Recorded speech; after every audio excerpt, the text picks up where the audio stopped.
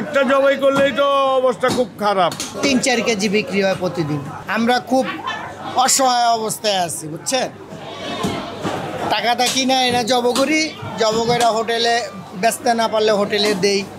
হোটেলরা তো মনে করে যে নিতে পারলেই মনে করেন তাইলে আর ওই টাকা দিতে অনেক অজুহাত দেখায়, কথা বুঝছেন। আসি আমরা মনে করেন যারা ছোটোখাটো ব্যবসায়ী আছি তারা খুব অসহায় অবস্থায় আছে। অনেক কমে গেছে, অনেক। অতীত টানতে গেলে তো মনে করেন যেমন এই ব্যবসার মজাটা ছিল আজ থেকে আরও 25-30 বছর আগে। এখন মনে করেন যেমন 10-12 বছর হইব আর কি, যেমন 2000 সালের পরের থেকে আস্তে আস্তে কমতে কমতে মনে করেন 2015 সালের পরের থেকে একবারেই এই ব্যবসার মজা শেষ।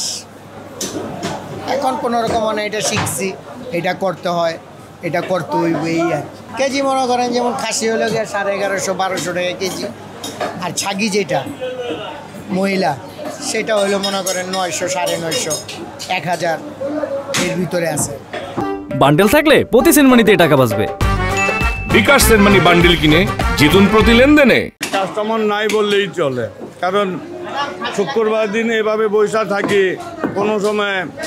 এবারে যে অবস্থা, এই অবস্থা আমি এত বছরে কোনো সময় দেখি নাই।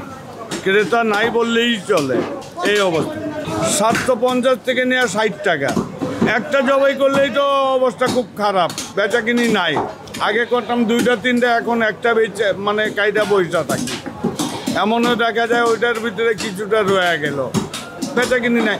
কাস্টমার থাকলে সেনে বেচবো, যদি না থাকে কার কাছে বেচবো? এটা তো কাঁচা জিনিস, বুঝে নিত। 80 কেজি 1200 টাকা, বেচা কিনা নাই, বেচা কিনা খুব কম। প্রতিদিন যায় আপনি 5-6 টাকা করে যায়, আগের মতো বেচা বিক্রি না।